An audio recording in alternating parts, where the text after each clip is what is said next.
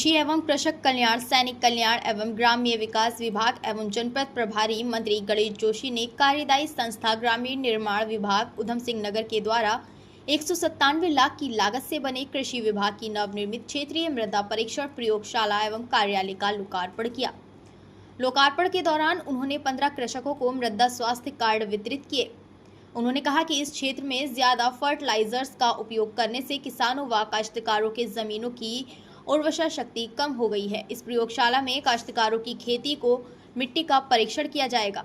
इनकी भूमि में कितना nitrogen, phosphorus, magnesium, potash, sulphur, zinc, iron, copper आदि की जांच इस प्रयोगशाला में की जाएगी। इस जांच के बाद किसान किस प्रकार की खाद का प्रयोग करेंगे, उसके लिए किसानों को मृदा स्वास्थ्य कार्ड वितरित किए गए हैं, जिससे किसानों को जानकारी रहेगी कि उनको अपनी जमीन में किस प्रकार की खादों का उपयोग करना है। माननीय मंत्री जोशी ने कहा कि बेहतर जानकारी से किसानों का उत्पाद व उनकी आय में वृद्धि होगी। उन्होंने कहा कि माननीय प्रधानमंत्री सपने में किसानों की आय दोगुना करने की दिशा में ये एक सार्थक कदम साबित होगा। उन्होंने कहा, मोदी जी सरकार हो या धामी की सरकार, हम लगातार किसानों के कल्याण के लिए काम कर रहे हैं। उन्होंने कहा कि मोदी सरकार द्वारा 10 करोड़ किसानों को डीबीटी के माध्यम से किसान सम्मान निधि की धनराशि उनके खातों में सीधे भुगतान किया जा रहा है। उन्होंने कहा कि सभी किसान अपने जमीनों का मृदा परीक्षण आवश्यक कराएं एवं इस प्रयोगशाला का लाभ लेकर अपने उत्पादों व आय दोनों बढ़ाएं।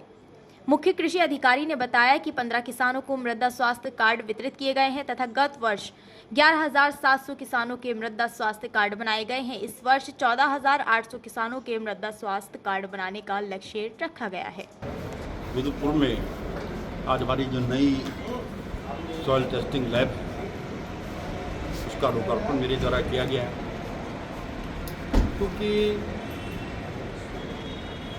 इस बेल्ट में सबसे ज़्यादा उर्वरक इस्तेमाल करने के कारण किसानों की ज़मीन की उर्वरक क्षमता जो है समाप्त होती जा रही है। इसमें सभी प्रकार के टेस्टों की जो ज़मीन के अंदर जो गुणवत्ता होती है, जैसे nitrogen, phosphorus, potash, sulphur, zinc, magnesium, iron, copper, जो उसमें होना चाहिए, सभी चीज़ों की टेस्टिंग यहाँ पर होगी।